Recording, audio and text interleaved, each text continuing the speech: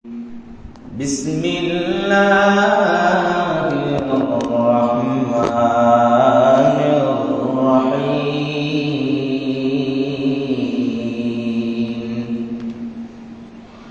لقد كان لكم في رسول الله أسوة حسنة صدق الله مولانا العظيم وصدق رسوله النبي الكريم ونحن على ذلك من الشاهدين والشاكرين والحمد لله رب العالمين.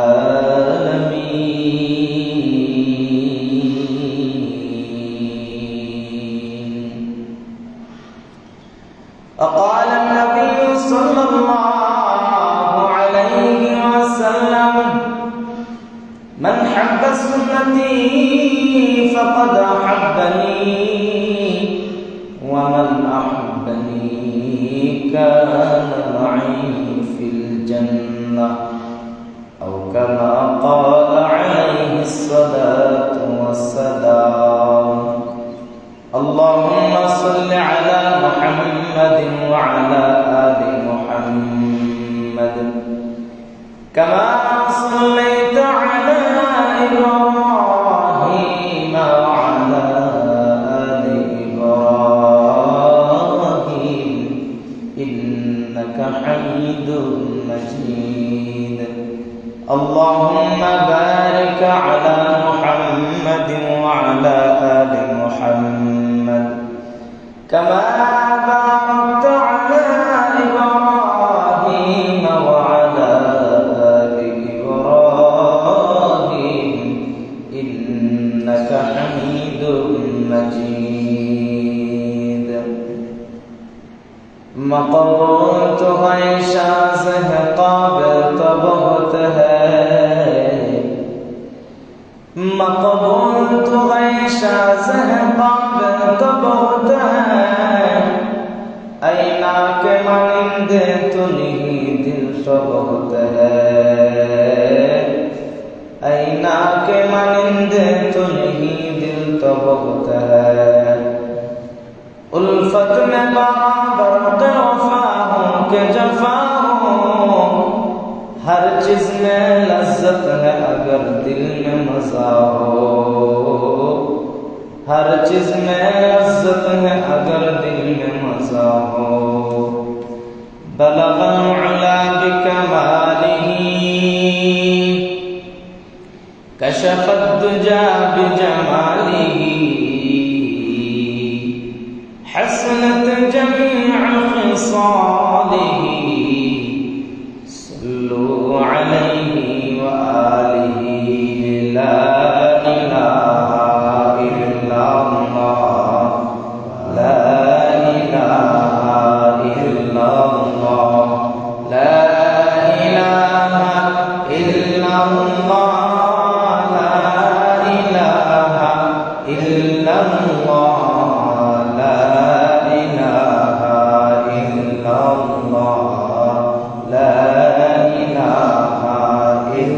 الله لا إله إلا الله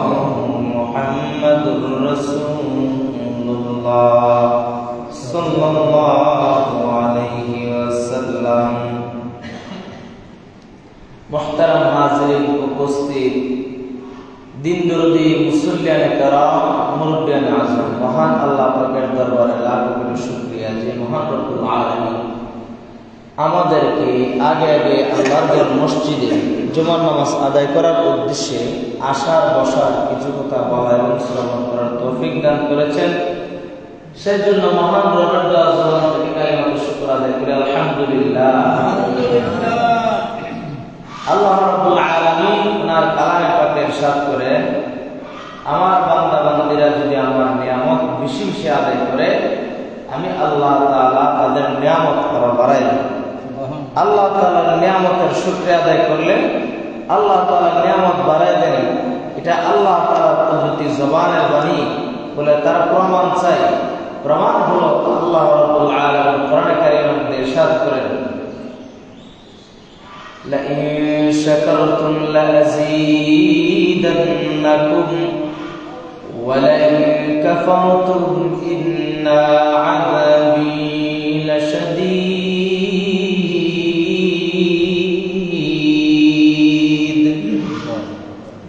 রব্বুল আলামিন কোরআন কারীমের মধ্যে উল্লেখ করে জানান, ও আমার বান্দা বান্দির দলেরা, আমি আল্লাহ তোমাদেরকে নিয়ামত বাড়ায় দেব যদি তোমরা আমি আল্লাহর নিয়ামতের শুকরিয়া আদায় করো। রব্বুল আলামিন বলেন, আমি তোমাদেরকে নিয়ামত বাড়ায় দেব, যত বেশি তোমরা নিয়ামতের শুকরিয়া আদায় করবা তোমাদের নিয়ামত তত বেড়ে যাবে। রব্বুল আলামিন আমাদেরকে এই দুনিয়ার মধ্যে প্রেরণ করেছেন একমাত্র রবের গোলামি করার জন্য, আল্লাহ রাব্বুল আলামিনের গোলামিয়া বন্দী করার জন্য। আর রাব্বুল আলামিন দুনিয়ার মধ্যে যা কিছু দেখেন সমস্ত কিছু আপনি আমার জন্য বানাইছেন। রাহমাতুল আলামিন সাইয়্যিদুল মুরসালিন খাতামুন নবিয়্যিন দুজানের সরকার নবী সাল্লাল্লাহু আলাইহি ওয়াসাল্লামকে আমাদের জন্য মডেল বানায় পড়াইছেন, আমাদের জন্য আদর্শ বানায় পাঠাইছেন, আমাদের জন্য আইডল বানায় পাঠাইছেন। আজকাল দুনিয়ার মধ্যে মানুষ যাকে তাকে মডেল মানে, যাকে তাকে আইডল মানতে চায়, যাকে তাকে অনুসরণ অনুকরণের একজন নেতা মানতে চায়। অথচ আমার রব্বুল আলামিন কোরআন কারীমের মধ্যে ইরশাদ করে জানায় দেয়, লাকাদ কানা লাকুম ফি রাসূলিল্লাহি উসওয়াতুন হাসানাহ। আমার নবী মায়ের নবী রাহমাতুল লিল আলামিন, ওনার যে ভালো চরিত্র পৃথিবীর মধ্যে আর কারো হতে পারে না, ওনার যে উত্তম চরিত্র কোন মানুষের হতে পারে না, ওনার যে শ্রেষ্ঠতম আদর্শ কোন মানুষের হতে পারে না, ওনার যে আদর্শ কোন সৃষ্টির হতে পারে না, ওনার যে সুন্দর চরিত্র কোন মানুষের হতে পারে না। বলে তার প্রমাণ কি? আমার আল্লাহ কোরআনে কারীমের মধ্যে ইরশাদ করে জানায় দিয়েছেন, লাকাদ কানা লাকুম ফি রাসূলিল্লাহি উসওয়াতুন হাসানাহ। সুবহানাল্লাহ। অথচ আজকে দেখা যাচ্ছে দুনিয়ার মুসলমান বর্তমান সময়ে একটা ভাইরাস চলতেছে, এই ভাইরাসের মধ্যে হাফ প্যান্ট পরে ওই সমস্ত মানুষকে তারা আইডল মানে, নেতা মানে। ওই ব্যক্তি যে কাটিং এর চুল কাটে, যুবকরা সেই কাটিং এর চুল কাটে। ওই ব্যক্তি যে আদর্শে লালিত হয়, যুবকরা সেই আদর্শে লালিত হওয়ার চেষ্টা করে। আসেনি না? আমাদের সমাজে সয়লাভ করতেছে মুসলমান। ফ্রান্স মুসলমান শাসন করেছে, চীন মুসলমান শাসন করেছে, স্পেন মুসলমান শাসন করেছে, ইরাক মুসলমান শাসন করেছে। আজকে দেখা যায় ওই সমস্ত স্পেনের মধ্যে মুসলমানদের কোনো নিদর্শন বলতে নাই, অনেক জায়গায় একদম তালা। কেন নাই? মুসলমান তার নিজের আদর্শকে বিকৃত করে দিয়েছে, মুসলমান নিজের জন্য নিজে মার খেয়েছে। আজকাল সমাজের মধ্যে, পুরোটা দেশের মধ্যে, পুরা এশিয়া দেশের মধ্যে, পুরা দক্ষিণ এশিয়া মহাদেশের মধ্যে দেখবেন মুসলমান জাতি আজকে বিজাতীয়দের জন্য এমন দেওয়ানা হয়েছে, এর 70 ভাগের 1 ভাগ কইরা যদি নবীর আদর্শে লালিত হতো, কত না বলো? 70 ভাগ বলো, 70 ভাগের 1 ভাগ। অথচ দেখা যায় যে নবীর জন্য আমরা যে নবী আমাদের জন্য রক্ত দিয়েছে, আমাদের জন্য কোরআনের জন্য দ্বীনের জন্য রক্ত দিয়েছে, উহুদের ময়দানে দান শহীদ মোবারক করেছে। নবীজির রক্তাক্ত জীবনের ইতিহাস যুবকরা শুনে না, যুবকরা পড়ার চেষ্টাও করে না। এর নবীর উম্মতের দল আল্লাহ রাব্বুল আলামিন আমাদের জন্য আমাদের চরিত্র কিভাবে সংশোধন হবে, আমাদের চরিত্র কিভাবে ভালো হবে, আমার নবী আপনার নবী মায়ার নবী রাহমাতুল লিল আলামিনের চরিত্রের দিকে তালাশ করলে মডেল পেয়ে যাব। সামায়ের তিরমিজির মধ্যে নবী রাহমাতুল লিল আলামিনের চরিত্র কেমন ছিল আপনি তালাশ করলে নবী সাল্লাল্লাহু আলাইহি ওয়াসাল্লামের হাসিটা কেমন ছিল, নবী সাল্লাল্লাহু আলাইহি ওয়াসাল্লামের চলা কেমন ছিল, বলা কেমন ছিল, যতই পড়বেন ততই মুগ্ধ হয়ে যাবেন। আমার নবী সাল্লাল্লাহু আলাইহি ওয়াসাল্লামের আদর্শ কতই না সুন্দর। আল্লাহ রাব্বুল আলামিন এমন ভাবে নবীজিকে বানিয়ে দুনিয়ার মধ্যে প্রেরণ করেছেন, আগেও কাউকে বানায় নাই। নবীজিকে বর্তমানে কাউকে বানায়, ভবিষ্যতে কাউকে বানাইবে না, এমন সুন্দর করে নবীজিকে বানিয়েছিলেন। সুবহানাল্লাহ, জোরে বলেন খলিফা মুবাররাআন মিন কুল্লি আইব কাআন্নাকা কাদ খুলিকতা কামা তাশাউ। কবি বলেন খলিফা মুবাররাআন মিন কুল্লি আইব কাআন্নাকা কাদ খুলিকতা কামা তাশাউ। আল্লাহ রাব্বুল আলামিনের কথাটা কবির ভাষায় উল্লেখ করেছেন। হে নবী রাহমাত সাল্লাল্লাহু আলাইহি ওয়াসাল্লাম, আপনার মতো সুন্দর অতীতে কাউকে বানানো হয় নাই, আপনার মতো সুন্দর আপনি ছাড়া বর্তমানে কাউকে বানানো হয় নাই, আপনার মতো সুন্দর আদর্শ, সুন্দর চেহারা, সুন্দর গঠন, সুন্দর আকৃতি দিয়ে ভবিষ্যতেও কাউকে বানানো হবে না। আপনি হবেন সৃষ্টির সেরা মহামানব।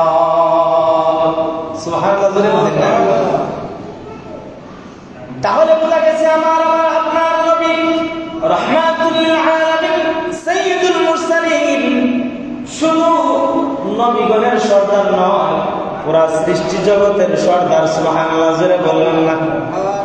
শুধু সৃষ্টি জগতের সর্দার নয়, আমার নবীকে রাহমাতুল লিল আলামিন বানায় প্রেরণ করেছেন। আজকাল দেখা যাচ্ছে কোন কোন নেতা কোন দলের জন্য রহমত, আবার দেখা যায় কোন দলের জন্য গজব। আসেনি না? এক দলের জন্য রহমত, আবার তিনি আরেক দলের জন্য গজব। কিন্তু আমার নবী এমন নবী, এক দলের জন্য রহমত আর গজব নয়, পুরো সৃষ্টিকুলের জন্য রহমত। আল্লাহু আকবার, জোরে বলুন। নবী এমন একজন নবী বানায় পাঠিয়েছেন আল্লাহ, শুধু মানুষ না, 18,000 মাখলুকাত, 18,000 সৃষ্টি জাতির জন্য রহমত। অথচ দেখা যায় আজকাল এই দলের জন্য ওই নেতা রহমত, আবার এই দলের জন্য সেই নেতা গজব। কিন্তু আমার আপনার নবী এমন একজন নবী, তিনার চরিত্র, তিনাকে মডেল যদি কোনো যুবক আইডল মানে, মডেল মানে, তাহলে তার জীবন পাল্টে যাবে, তার জীবন পরিবর্তন হয়ে যাবে, তার জীবন আখিরাতে রঙে রঙিন হয়ে যাবে। সুবহানাল্লাহ। আর এটাই আমার নবী আপনার নবী বলেছেন, মান হাব্বা সুন্নতি ফাকাদ আহাব্বানি ওয়া মান আহাব্বানি কানা মাই ফিল জান্নাহ আও কামা ক্বালা আলাইহিস সালাতু ওয়াস সালাম।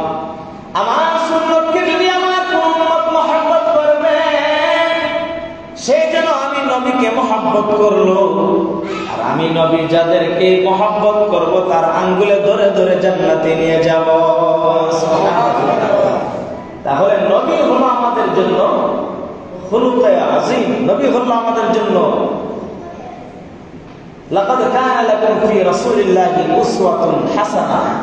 নবী হলো আমাদের জন্য মডেল, উত্তম আদর্শ, উত্তম চরিত্রের গুণে গুণান্বিত হতে হলে কাকে আমরা আইডল মানবো, কাকে আমরা নেতা মানবো, কাকে আমরা মডেল মানবো, বসেন সুন্নতের সময় দেওয়া হবে। কাকে আমরা নেতা মানবো?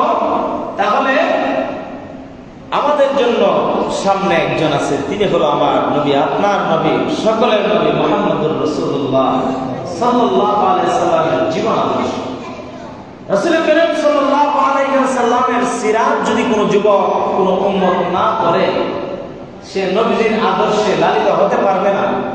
নবীজির চলা চরিত্র, বলা বাচন ভঙ্গি কি ছিল, নবীজির হাসিটাও কেমন ছিল, নবীজির কাশিটাও কেমন ছিল, সমস্তগুলি সাহাবায়ে কেরাম রাদিয়াল্লাহু তাআলা আজমাইন লিপিবদ্ধ করে লিখেছে হাদিস আকারে। সুবহানাল্লাহ।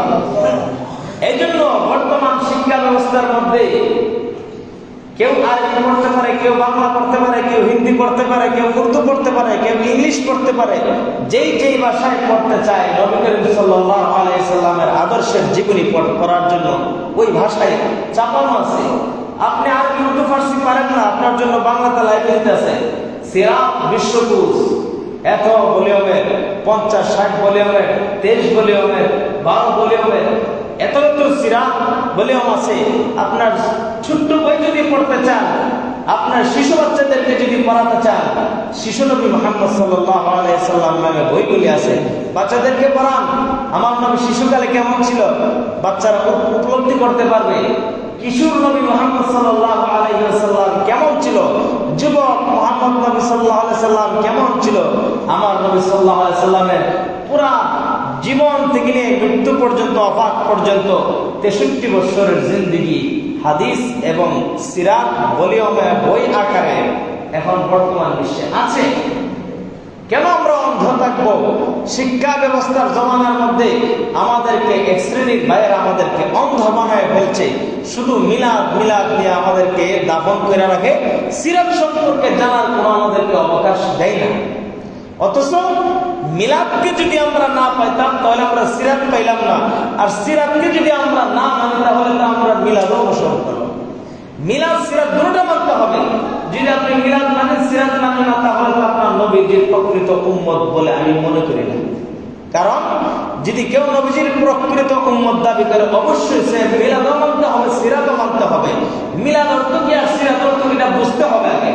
মিলাদ শব্দের অর্থ হলো জন্ম, আর সিরাত অর্থ হলো 63 বছরের জিন্দেগির আদর্শ। সুবহানাল্লাহ। তাহলে দুটোই আমাদের জন্য আদর্শ। একটা হলো আলোচনার বিষয়, আর একটা হলো পালনীয় বিষয়। কারণ দেখবেন পানি জাতীয় যা আছে তাকে পানীয় বস্তু, আর খাবার যেগুলি ভাত, তারপরে রুটি, এগুলিকে বলা হয় খাবার বস্তু। চা ধরেন, শরবত বলেন, পানি বলেন, যত ধরনের জুস আছে এটাকে বলা হয় পানীয় বস্তু, একে পান করা হয়। আর যেগুলি চিবিয়ে খাওয়া হয় এটা খাবারের বস্তু। এখন একই মুখ দিয়ে যায়, একই জায়গায় দিয়ে যায়, একই পেটে যায়, কিন্তু তার নাম কয়টা? দুইটা। একটা তরল পানি যদি হওয়ার কারণে এটার নাম পান করা, আর একটা দাঁত দিয়ে চাপায় খাওয়ার কারণে এটার নাম হয় খাবার। কারণ দাঁতে যখন চিবিয়ে আপনাকে দিবে, জিহ্বা যখন আপনাকে, আল্লাহর কত নিয়ামত, সুবহানাল্লাহ। এক একটা নিয়ামত নিয়ে গবেষণা করলে এক এক জমায় চলে যাবে, কিন্তু শেষ হবে না। আল্লাহ রাব্বুল আলামিন আমাদেরকে দাঁত দিয়েছেন, ওয়াহাদাইনাহুন নাজদাইন। এই দাঁত দিয়েছেন, দাঁত দিয়ে চিবিয়ে খাওয়ার পরে জিহ্বা যখন আমাদেরকে দাঁতের মধ্যে দিয়ে দেয়, আর দাঁত দিয়ে চিবিয়ে খাওয়ার পরে ছোট্ট একটা আলা জিহ্বা আছে, দেখবেন কন্ট্রোলের মধ্যে। এই আলা জিহ্বা, এই ট্রাফিক সিগন্যাল যদি আমাদেরকে না দেয় খাবার ভিতরে যাবে, তাহলে সমস্ত কুদরত একমাত্র আল্লাহর হাতে। আল্লাহর হাতে এক একটা নিয়ামতের কথা চিন্তা করতে হবে। আর এতগুলি নিয়ামত আমরা ভোগ করতেছি, এই নিয়ামত গুলিরও একটা জাকাত আছে। নিয়ামত গুলির জাকাত হলো 5 ওয়াক্ত নামাজ, পঞ্চ ইন্দ্রিয়, কান দিয়ে শোনা, নাক দিয়ে ঘ্রাণ, হাত দিয়ে ধরা শক্তি, ব্রেন শক্তি, স্মৃতি শক্তি, এগুলি পঞ্চ ইন্দ্রিয়গুলি আমাদেরকে আল্লাহ তাআলা দিয়ে দিয়েছে। স্পর্শ শক্তি, ঘ্রাণ শক্তি, এগুলি দিয়ে আমরা অনুভব করতে হবে। আমাদের মধ্যে 360টা অঙ্গ প্রত্যঙ্গ আছে। 360টা অঙ্গ প্রত্যঙ্গের নিয়ামত যদি আমরা আদায় করতে চাই, 5 ওয়াক্ত নামাজ আমাদের মধ্যে আল্লাহ তাআলা ফরজ করে দিয়েছেন। এই ফরজ নামাজের মধ্যে আমাদের অঙ্গ প্রত্যঙ্গ যদি এগুলি যদি আমরা চলাচল না রাখি, তাহলে এক সময় দেখা যাবে সে নামাজের রুকুই দিতে পারত। কারণ উটের মতো, মহিলার মতো আদার দিত। কারণ মহিলা মানুষের রুকু আর পুরুষের রুকু কিন্তু এক না। পুরুষের রুকু থাকবে মাথা আর পিঠ এক সমান থাকবে, মাথার কোমর এক সমান থাকবে, যেন একটা পানির গ্লাস পিঠের করতে হলো না লড়ে। তাহলে এটার জন্য কি করতে হবে? এটার জন্য আমার নবীজির আদর্শ তালাশ করতে হবে। নবীজি কিভাবে নামাজ পড়ছেন, এই জন্য কোরআনের আয়াতের মধ্যে আল্লাহ তাআলা জানা দিয়েছেন করব। আল্লাহ তাআলা বলেন ওয়াকিমুস সালাতা ওয়া আতুজ যাকাতা ওয়ারকাউ মা'আর রাকিঈন।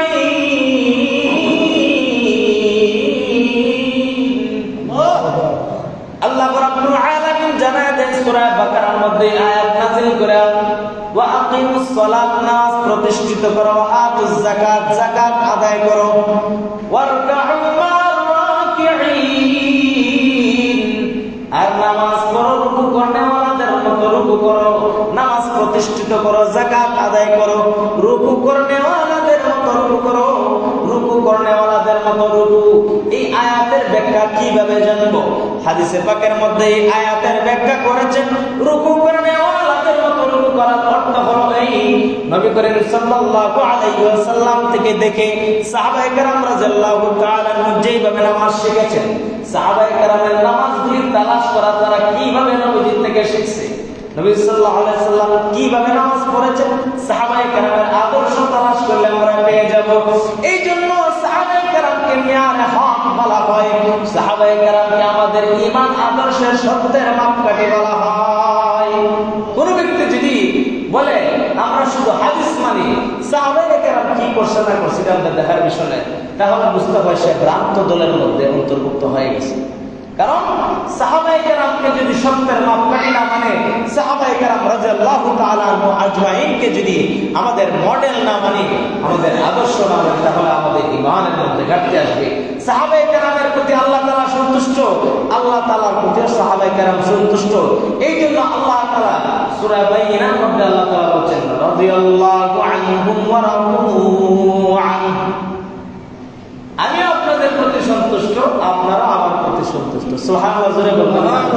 এই জন্য সাহাবায়ে কেরামের দোষ যারা তালাশ করে বুঝতে হবে তাদের মাথায় শয়তানের ভর করছে। তাদের মাথায় কে ভর করছে? শয়তানের ভর করছে। আরে ভাই এই দুনিয়াটার মধ্যে মানুষ কত সাইজের মানুষদের বাইরেছে আর কত ধরনের মৌলবী হতে বাইরেছে। মনে করবেন মুসলমানদের ঈমান গ্রাস করার জন্য কত সাইজের মৌলবী বাইরেছে। দেখবেন এক একজন এক এক সাইজের কথা বলে। কোরআন হাদিসের সঠিক কথা বললে তোমার পেট বড় হবে না, কোরআন হাদিসের সঠিক কথা বললে তোমার পকেট ভারী হবে না, কোরআন হাদিসের সঠিক কথা বললে তো পাবলিকের চোখ খুলে যাবে। এই জন্য এক শ্রেণীর মানুষ আছে আমাদের সাধারণ ভাইদেরকে, সাধারণ মুরব্বী বাবাদেরকে, যুবক ভাইদেরকে তারা অন্ধ বানায় রাখে। এই জন্য শুধু মিলাদ নিয়ে লাফালাফি করে, সিরাত নিয়ে গবেষণা করার অবকাশও তারা যায় না। কারণ সিরাত নিয়ে গবেষণা করলে নবীজি 63 বছরের জিন্দেগি পেয়ে যাবে। নবীজি কিভাবে দিনকে কায়েম করেছে, নবীজি কিভাবে দিনের জন্য মেহনত করেছে, নবীজি কিভাবে দিনের জন্য রক্ত ঝরিয়েছে। কারণ শুধু মিলাদ নিয়ে গবেষণা করলে তো শুধু লাফালাফি আর সিন্নি আর কিছু না। মিলাদের মধ্যে জিলাপি আছে, সিন্নি আছে, বিরিয়ানি আছে। অনুষ্ঠান মিলাদের অনুষ্ঠানে কি করে?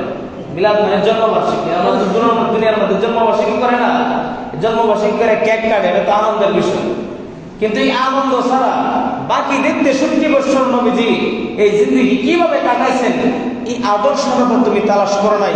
এই আদর্শটা তুমি পাবলিকের কাছে পাবলিক পেজে তুমি বলো নাই। এই না বলার কারণে দেখা গেছে এই সাধারণ মুসলমানদেরকে অন্ধ বানায় রাখে। এই অন্ধ বানায় রাখার কোনো রাস্তা নাই যতদিন পর্যন্ত হক্কানি উলামায়ে কেরাম দুনিয়ার মধ্যে বেঁচে থাকবে, ঠিক কিনা বলেন? এই জন্য আল্লাহ তাআলা কোরআনে কারীমের মধ্যে উল্লেখ করেছেন আমি মুসলমান, আমি মানব জাতির মধ্যে 2টা জাতি আমি প্রেরণ করব। একজন হচ্ছে তারা মুসলমানদের, আমার মানুষ, আমার বান্দাদেরকে তারা হক কথা বলে যাবে, কোরআন হাদিসের নিদর্শন তারা বলে যাবে। আর এক শ্রেণীর লোক তারা শ্রবণ করে আল্লাহ এবং তার রাসূলের আদর্শান্বিত হয়ে চলার চেষ্টা করবে। কিন্তু মধ্যে যে আরেক শ্রেণীর আমার ভাইয়েরা আছে তারা শুধু আমাদের ভাই বোনদেরকে অন্ধ বানায় রাখতে চায়। এটা মনে করবেন স্বার্থের কারণে। কারণ আমরা তো মানুষ, আমরা ফেরেশতা, আমরা কি? আমরা মানুষ। কারণ একটা মানুষের কলবের মধ্যে যখন তার আল্লাহ এবং তার রাসূলের এই কোরআন সুন্নাহর নূরের আলো না থাকে তখন তার নফসের মধ্যে শয়তানের বাসা বাঁধে। নফসের মধ্যে শয়তানের বাসা বাঁধলে মন গড়া ইসলাম মনে করেন সার্ভিস দিব। আর আমরা তো মনে করেন আমরা এমন জাতের মুসলমান, আমরা যেটা সহজে পালন করি, যেটা আমাদের নলেজে সহজ লাগে এটাই। অথচ ইসলাম এমন একটি কমপ্লিট ধর্ম, ইসলাম এমন একটি কমপ্লিট ধর্ম এবং হানাফি মাযহাব মুহাম্মদের শরীয়ত এমন সহজ একটি ধর্ম, এমন সহজ একটি শরীয়ত, যদি কোরআন সুন্নাহ অনুযায়ী আমরা চলার চেষ্টা করি আমাদের জন্য একদম সহজ।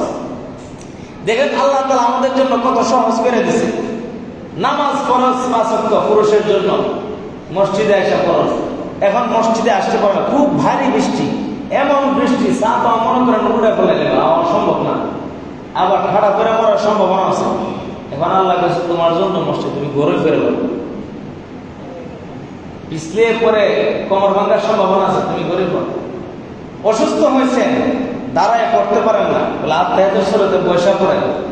কিন্তু এখন আধুনিক যুগ, সারা দুনিয়া টুটু কোম্পানির মতো ঘুরি, আর মসজিদের মতো মসজিদে লাঠি করতে মনে করে না একটা চেয়ারও মেম্বার হয়ে যায়, চেয়ারম্যান সাহেব হয়ে যায়। সারা দুনিয়া হাঁটতে পারে, সারা দুনিয়া হাঁটতে পারে, কিন্তু উনি মসজিদে এসে চেয়ার হয়ে যায়।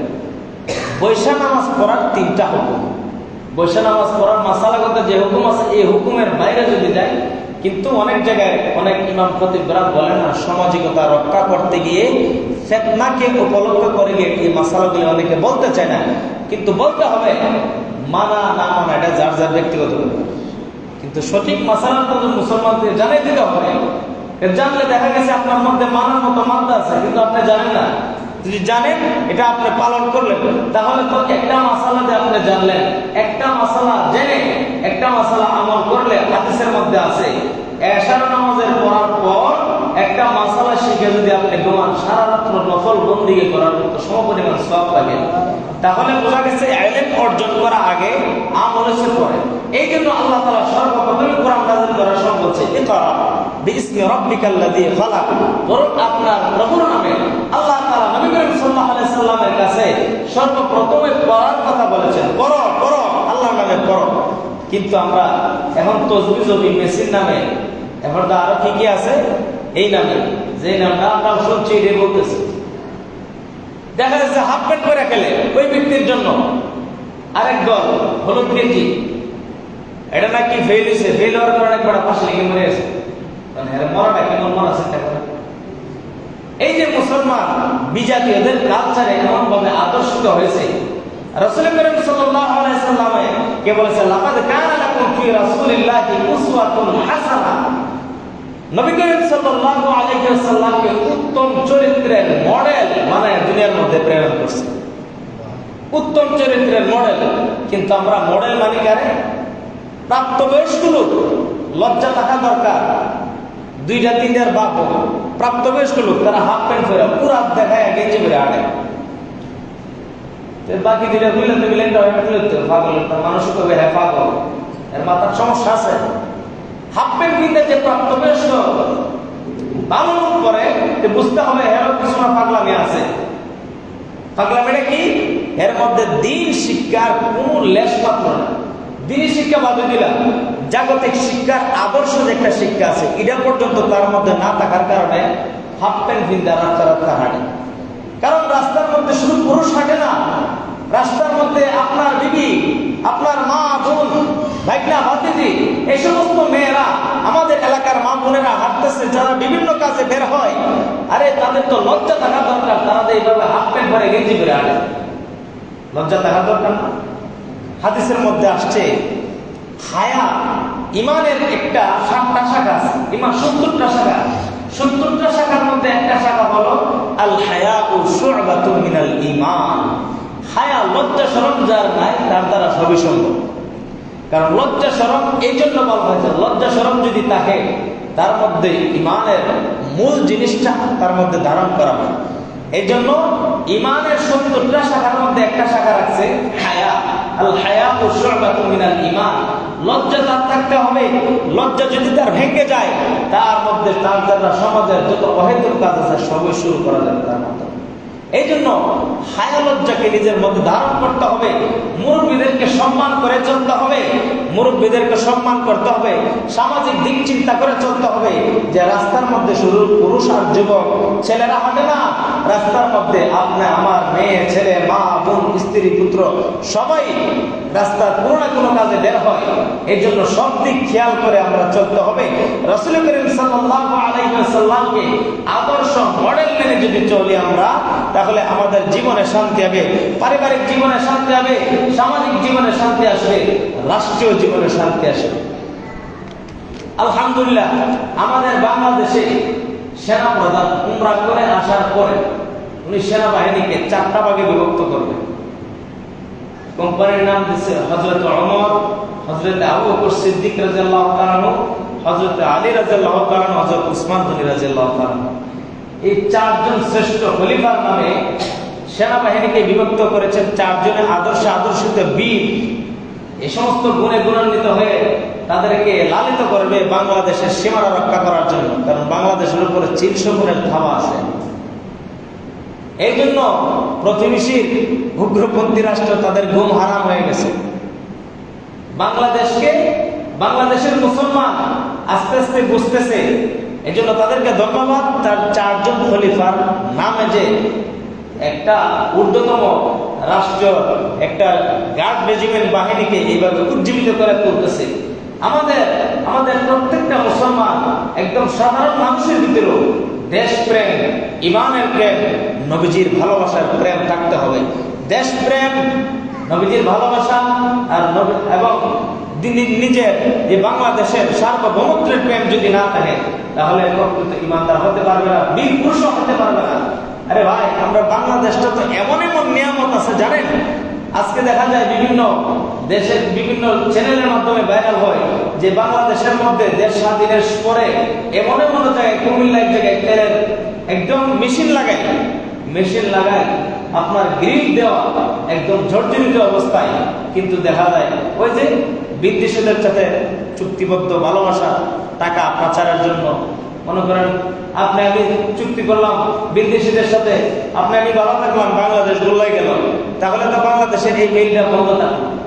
এই জন্য প্রত্যেকটা সেক্টরে আদর্শ যদি নবীর থাকে, আমাদেরকে কোনো মানুষ, কোন বীর জাতীয় কালচার আমাদেরকে গ্রহণ করতে পারবে না, আমাদেরকে ধ্বংস করতে পারবে না। নবী করিম সাল্লাল্লাহু আলাইহি সাল্লাম হাদিসে পাকে বলছেন, তারাকতু ফীকুম আমরাইন লা তাদিল্লু মা তামাসসাকতুম বিহিমা, কিতাবাল্লাহ ওয়া সুন্নাতু রাসূলিল্লাহ। 2টা জিনিস যদি আমার উম্মত ধারণ করে, শক্তভাবে ধরে, তাকে কোনো জাতি ধ্বংস করার মতো শক্তি নাই। কিতাবুল্লাহ, আল্লাহ তাআলার কিতাব, ওয়া সুন্নাতু রাসূলিল্লাহ, নবী করিম সাল্লাল্লাহু আলাইহি সাল্লামের হাদিস, কোরআন সুন্নাহ, এই 2টা জিনিস যদি কেউ শক্তভাবে ধরে, ধারণ করে, পরিপূর্ণভাবে আপনি আমি পারি নাই, কিন্তু নবীজির প্রেম ভালোবাসা মোটামুটি হলেও আমরা ধারণ করার চেষ্টা করি। আল্লাহ নবী সাল্লাল্লাহু আলাইহি সাল্লাম বলেন, আপনাকে কেউ ধ্বংস করতে পারবে না, তোমাদেরকে কেউ ধ্বংস করতে পারবে না। কারণ নবী যেমন সত্য, নবীর হাদিস সত্য, আমার আল্লাহ যেমন সত্য, আমার আল্লাহ কোরআন তেমন সত্য। কোরআন এবং সুন্নাহ কোনো মানুষকে যদি সত্য করে ধারণ করে, ইনশাআল্লাহ সুম্মা ইনশাআল্লাহ সামাজিকভাবে একটা মানুষ যত লো কোয়ালিটির হোক, একটা মানুষ যত দুর্বলতা হোক, একটা মানুষ যত হতদরিদ্রই হোক, তার মধ্যে যদি নবীজির আদর্শ থাকে, তার মধ্যে যদি ঈমান আমলের গ্রাম থাকে, দেখবেন তার আদর্শের মধ্যে নবীজির ঈমান আমলের গ্রাম থাকলে তাকে কেউ ধ্বংস করতে পারবে না। তার হেফাজতের মালিক স্বয়ং আল্লাহ নিয়ে নেবেন, তার হেফাজতের জিম্মাদারি আল্লাহ নিয়ে নেবেন। এই জন্য আপনি আমাকে নবীজির আদর্শে আদর্শিত হতে হবে, আপনি আমার সন্তানদেরকেও নবীজির আদর্শিত করতে হবে, তার মধ্যে দেশ প্রেমের লালন করতে হবে, নবীজির ভালোবাসা উজ্জীবিত করে তুলতে হবে।